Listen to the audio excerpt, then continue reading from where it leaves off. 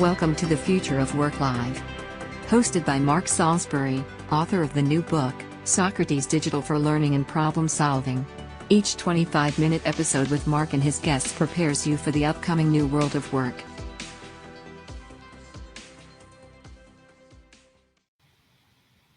Hi, I'm Mark Salisbury. I'm your host for the Future of Work Live, and today's guest is Bill Meador.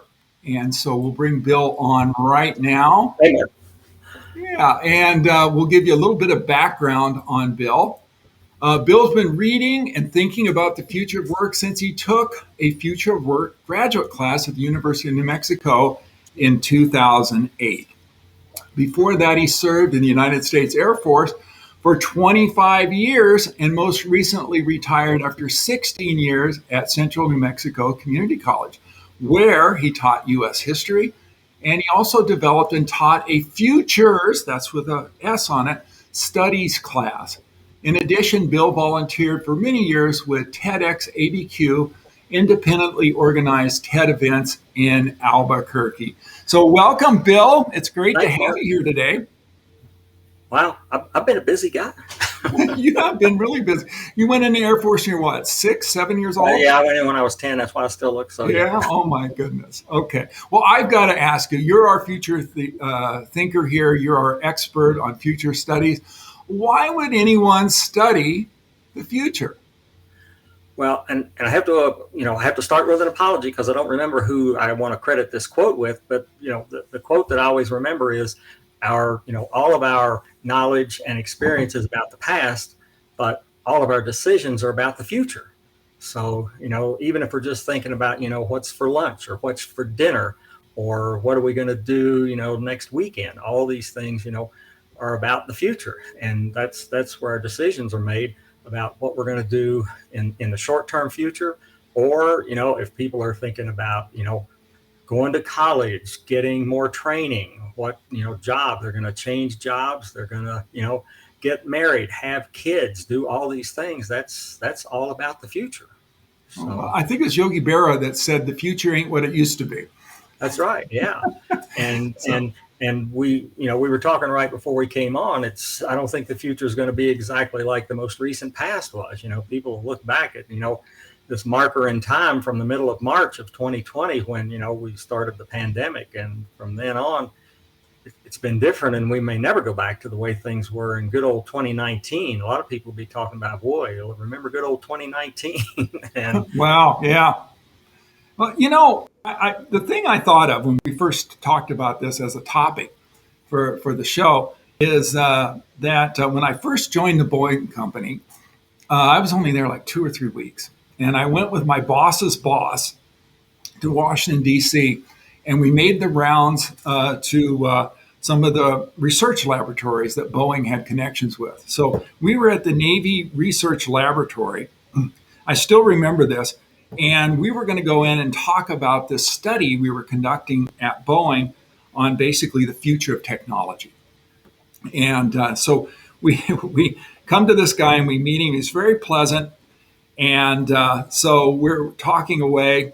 And, and then we started to mention our study.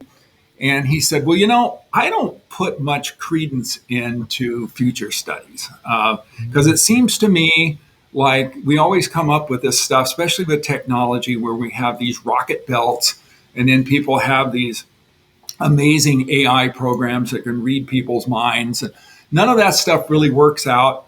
And so it seems like it's just kind of a waste of time and energy. And then I think what we should do is just wait till the future's almost here, like a year before, scan the environment, right? And then decide what we're going to build and go from there.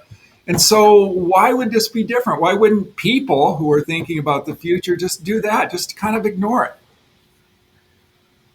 Well, you certainly can wait, but one of the fun words in future studies is you want to try not to be surprised, except maybe at your birthday party. Okay, so people like a surprise party, but if your job gets outsourced or automated or sent overseas or suddenly your video store goes out of business, or your typewriter repair job, just goes away. All these things that, even Kodak, you remember Kodak, they were in the film business. They had patents for digital cameras, many patents for digital cameras. They stuck with the film business, and suddenly they were surprised in a bad way. So people don't want to be surprised. That's why, you try to look over the horizon, think about, how things might be. A lot of futurists try to think, 10 years down the road, which seems like a long way for a lot of people. But, 10 weeks from now is going to be right before Christmas. And, 10 months from now will be next summer. And 10 years from now, obviously, is pretty far down the road. But if people can start to think, there's only 78, 79 days left in this year. What could you do in the rest of this year to get ready for, make yourself, more prepared for a job in the future, or think about what you and your family want to try to do in 2022. I mean, we're less than 3 months left of this year. And when you take out the holidays and, some weekends, there's not that many days left this year. What are people going to do next calendar year? Yeah.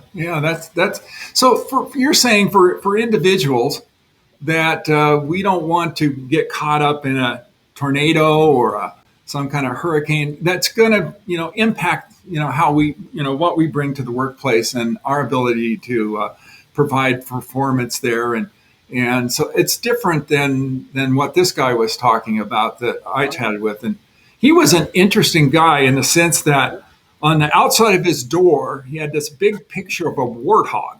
And underneath the picture, it said, "Our leader." And so, when you go in there, that makes a real impression on you because you're thinking, this guy must really be a real leader if he can have that on the outside of his door and he has that much admiration and respect from his people. So I think that has a lot to do with why that story stuck with me.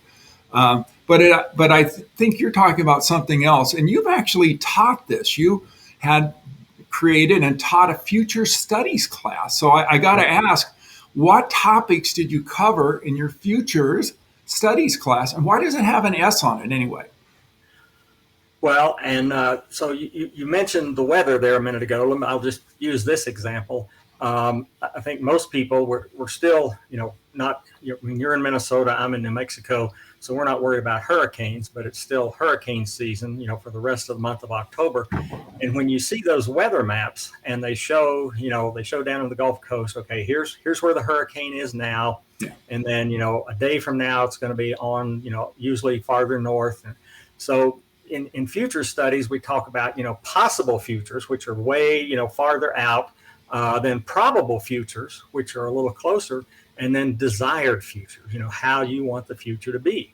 So it's not about prediction. A lot of futurists really don't care for the word prediction. You're not trying to predict the future, but you're trying to think about, what's possible. Then, there's a lot of possibilities. Then what's maybe probable for you, and then to narrow it down even farther, what's the desired future. The other, I heard him say, that the James Bond movie came out last weekend and it was showing on 15,000 screens. So there were a lot of possibilities to see that movie. And that was 15,000 screens just in the United States. But was it probable that you were going to go, based on the pandemic, and are there going to be a lot of people in the theater? And the desired future, you couldn't just show up and see the movie. You had to plan ahead. So you've got to plan to leave the house and get there and, get your tickets and whatever showtime you want to go. And then the other thing to really think about, 2 or 3 months from now, certainly by the end of the year, those possibilities will be gone. You won't be able to go see that movie in the theater. You'll be able to stream it or, buy it in a variety of other ways. But those possibilities will be gone. So, what your warthog boss or, project manager was talking about, if you wait to jump in on some of those possibilities, that's a moving train sometimes. And in many cases, the train has left the station. And if you're trying to, to jump on, you might get left on the platform there. So that's why people, you catch a plane, catch a train, you got to plan ahead.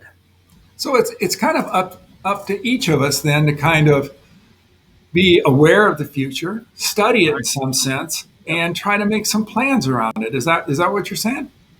Well, the big thing is awareness. You mentioned I was in the Air Force, and one of the things, a term they always, situational awareness. People, get lost in their day to day. They've got their heads down, maybe looking at their screens, and all of a sudden you look up and wow, things have changed. And I think most people could not have anticipated the pandemic, back there in the middle of March of, good old 2020. But, Bill Gates had talked about it. He did a famous TED talk about it. He didn't know exactly when or where or how it was going to happen. And even now, people talk about the fact that, there may be other viruses, there may be other things out there. Luckily, the weather people can look and see the hurricanes coming, but, there's still been some tornadoes recently and all those other kinds of things that really, sometimes you get a little bit of notice, but a lot of times it's pretty exciting. So, yeah. And exciting isn't always good.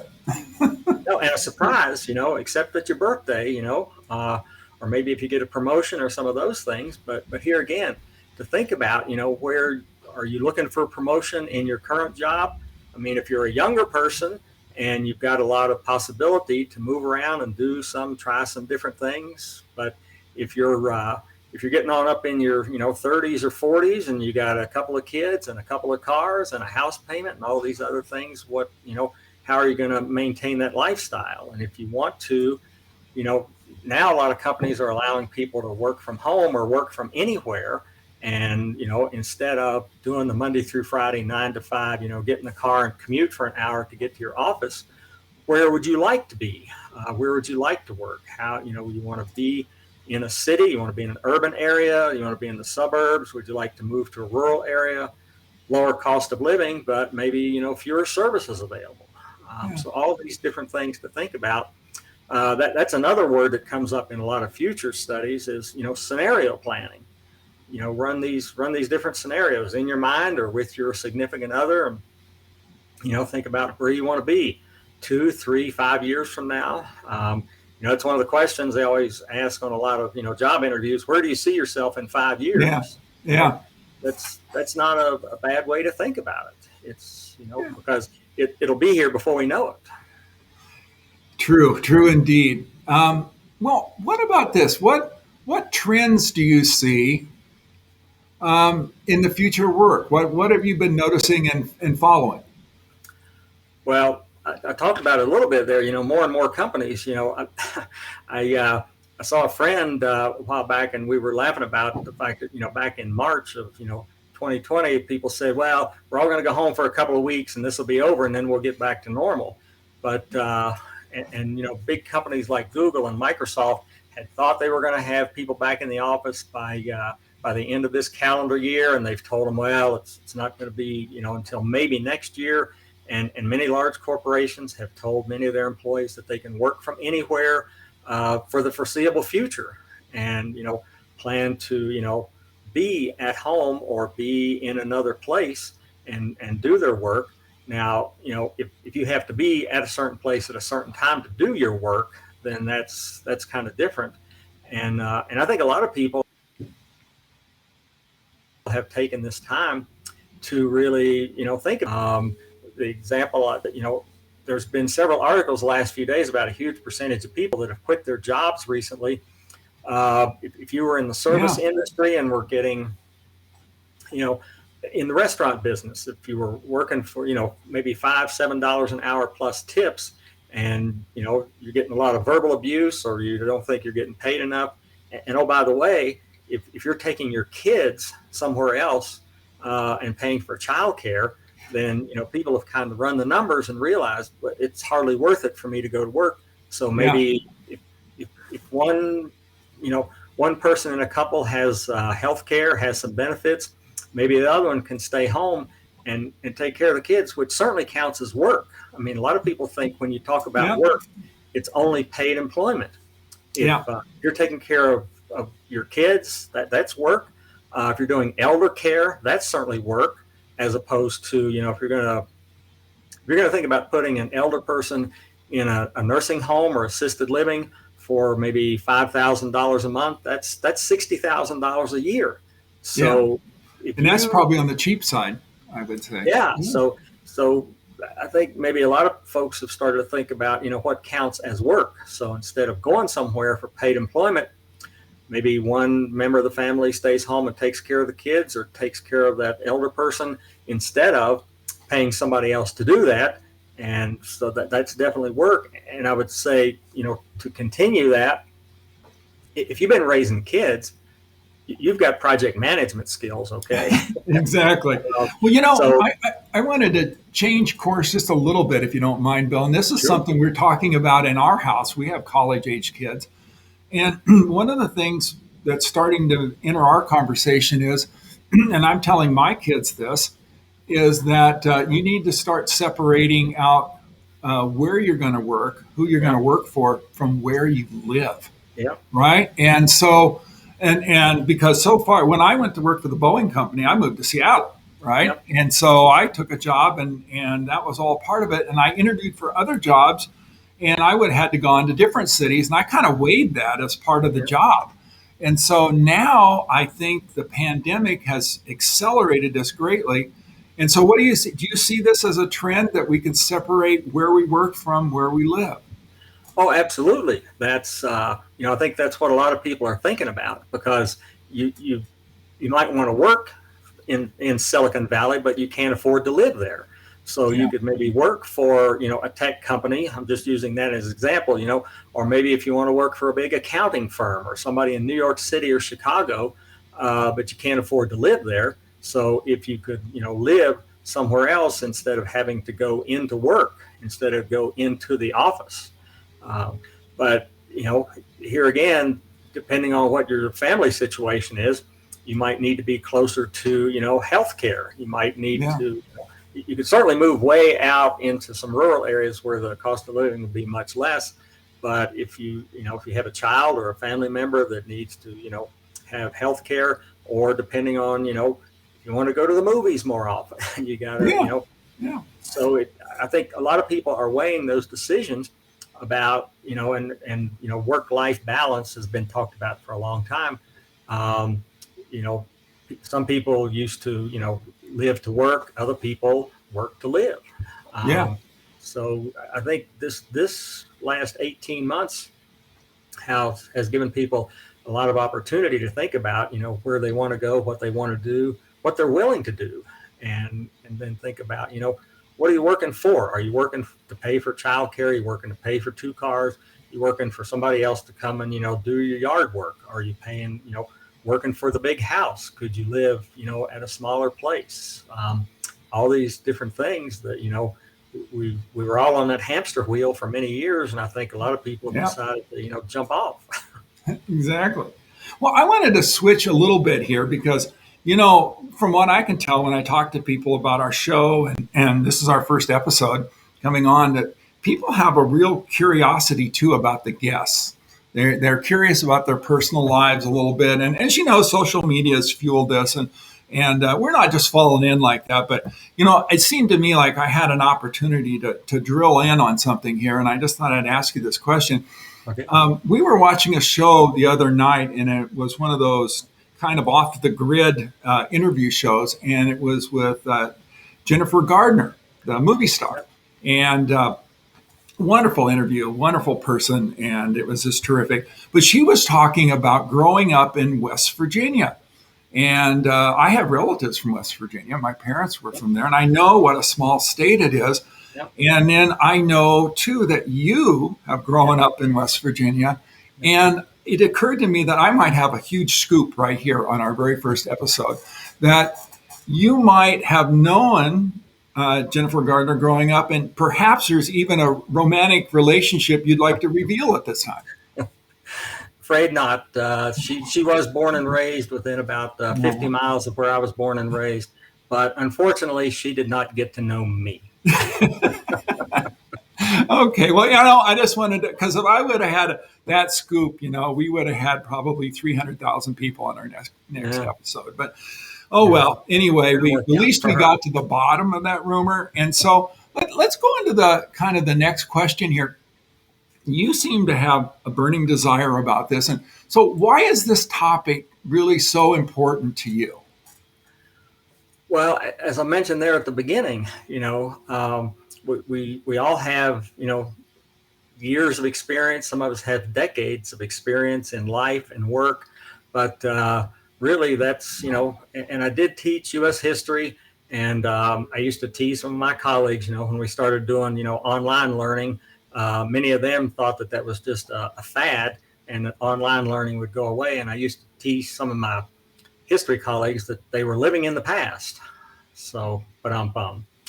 History people living in the past. But it really is, for almost all of us, it's all about the future. It's where we're going to go, what we're going to do in the future. If you're going to work, if you want to retire when you're 50, and or if you want to travel the world. Some people can travel the world and work. Photographers and travel writers, and certainly, many authors can work from anywhere, or maybe they go to these different places to, research their books. So I think, I'm still quite not sure about getting on an airplane. I haven't done that yet.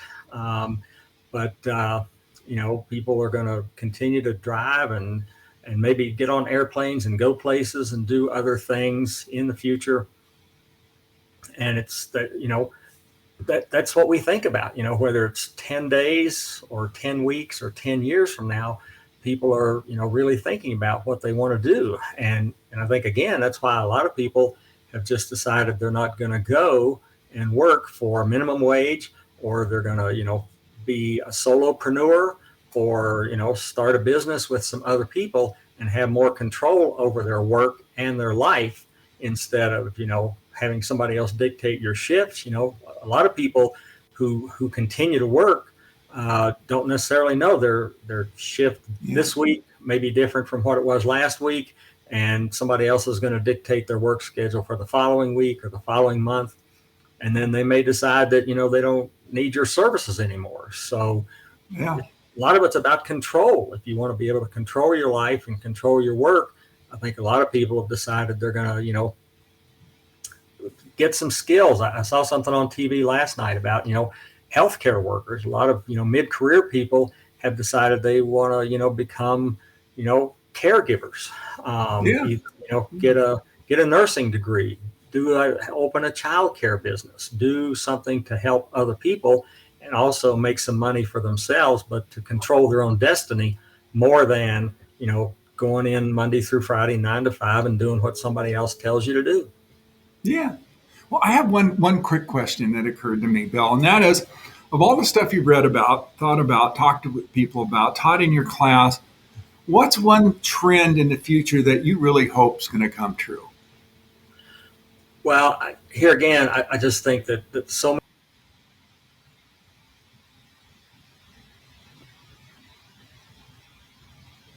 Okay, I think we might have lost Bill for a little bit. That's the price you pay for technology. And I don't know if he's coming back. Of course, this is going to happen on your first show. You just can't go without this. That's one of the things that's happening. So Bill is coming back in, and there, we lost you for a minute. I thought maybe you were going to do the Jeopardy music, But that's just the technology. Oh yeah. Well, let's transition while we still have connectivity.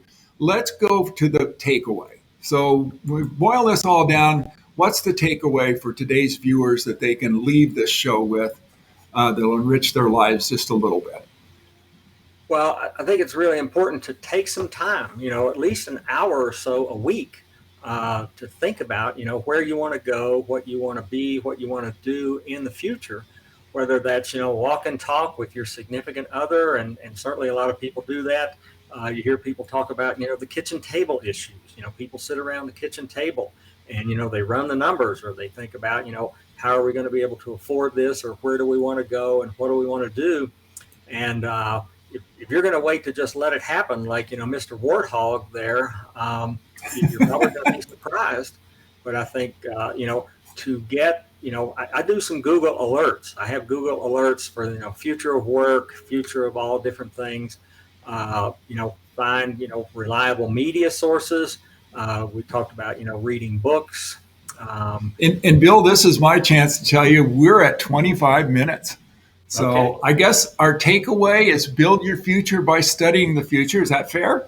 Absolutely. And become a futures thinker. There you go. I want to thank you so much for being our guest today. And First guest, huh? our very first guest, and if you've watched any of the Tonight Show, any of those things, that's a very special place to be. And so I think you kicked us off very well. So I want to thank you for that. And I want to remind people that our next episode is Wednesday, 1 o'clock Central Time. And here's where we cue up the music to go away. And thanks a lot, Bill. Good to see you, Mark.